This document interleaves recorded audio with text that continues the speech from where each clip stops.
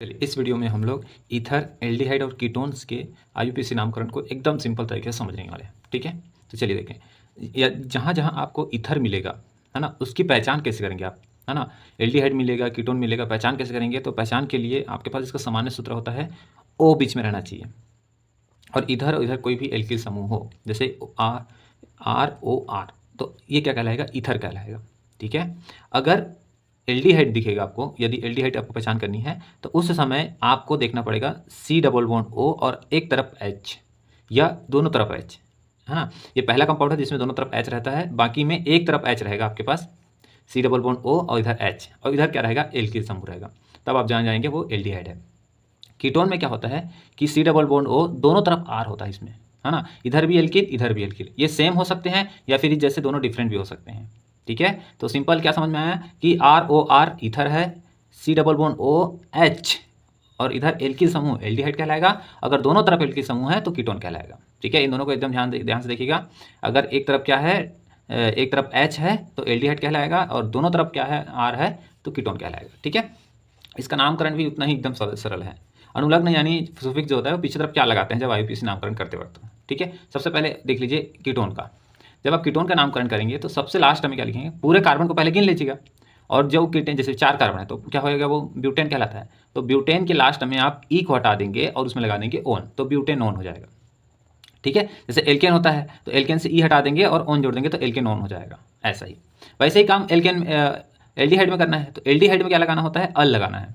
ठीक है, अल में क्या हो, एल्केन में क्या होगा? एल्केन में ई हटाएंगे और अल जोड़ देंगे तो एल्केनल हो जाएगा। जैसे मैंने बताया ब्यूटेनल है तो ब्यूटेन है तो उसमें ई हटा देना है, ब्यूटेनल हो जाएगा।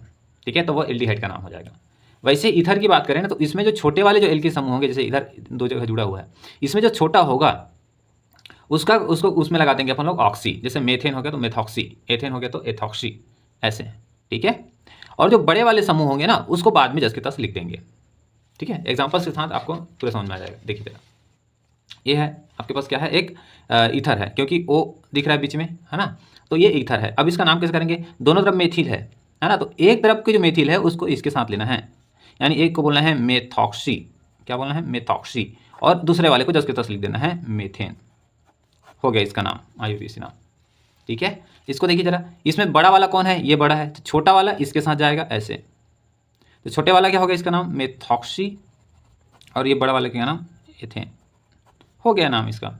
ठीक है, इसमें इसका नाम आप क्या कैसे करेंगे? तो देखिए दोनों तरफ सेम सेम है, एथेन एथेन है, तो एक तरफ को जो इसके साथ रख लीजिए, तो ये हो जाएगा इसका नाम एथॉक्सी और इसका नाम हो जाएगा एथेन। ठीक, एकदम सिंपल। वहीं अब एल्डिहाइड की बात करें तो एल्डिहाइड का ये है ना, आपको दिख रहा होगा एक तरफ H है, इधर भी एक H है, तो ये एल्डिहाइड का सबसे छोटा कंपाउंड है ये, है ना। इसका नाम कैसे करेंगे? तो एक कार्बन है, एक कार्बन वाले को मेथेन कहा जाता है, मेथेन से ई हटाना है और अल जोड़ना है तो मेथेनल हो जाएगा इसका नाम। क्या हो जाएगा? मेथेनल। ठीक, मेथेनल हो जाएगा इसका नाम।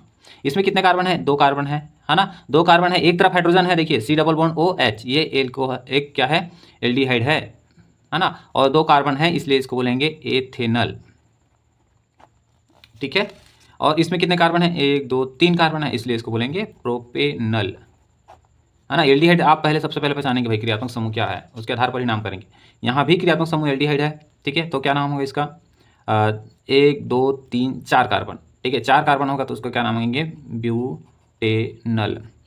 अब आप सोच रहे होंगे हमने गिना क्यों नहीं, गिनती क्यों नहीं किया? तो ध्यान रखेंगे जो एल्डिहाइड होता है वो हमेशा टर्मिनल पर होता है, शुरुआत पर ही होता है। आप गिनती इधर ही से ही करेंगे और उसमें वो हमेशा 1 नंबर ही पर ही आता है, और 1 नंबर पर ही आएगा तो उसको गिनने की आवश्यकता ही नहीं है फिर। ठीक है ना। आगे कीटोन में बात रखनी होगी क्या कि आपको ई हटानी है और ओन जोड़ना है। ठीक है, तो सबसे पहले कितने कार्बन है गिन लीजिए, 1 2 3 कार्बन। 3 कार्बन वाले को बोलते हैं प्रोपेन, और प्रोपेन से ई हटा दीजिए, ओन जोड़ दीजिए, प्रोपेनोन। क्या हो जाएगा? प्रोपेनोन, ऐसा प्रोपेनोन। ठीक, इसका नाम हो गया आईयूपीएसी नाम बस। अब देखिए जरा, इसमें 1 2 3 1 2, अब इसमें गिनती करना पड़ेगा, क्यों, है ना भाई? क्योंकि ये टर्मिनल पे नहीं रहता है, ये बीच में इधर उधर हो सकता है, तो ये भी 1 2 3 4, तो 2 नंबर पे है, 4 कार्बन है, तो 4 कार्बन वाले को बोलते हैं ब्यूटेन। क्या बोलते हैं? ब्यूटेन। और 2 नंबर पे है इसलिए 2, और क्या है 2 नंबर पे? ओन, तो ऐसा। या इसको लिख सकते हैं 2 ब्यूटेनोन भी लिख सकते हैं। ठीक है, सिंपल नाम है एकदम। अब इसका नाम देखिए 1 2 3 4 5, ये 2 नंबर पे ही आ रहा है, लेकिन कार्बन संख्या कितनी है, 5 है, तो पेंटेन 2-ओन ऐसा, या 2-पेंटेनॉन ऐसा भी लिख सकते हैं।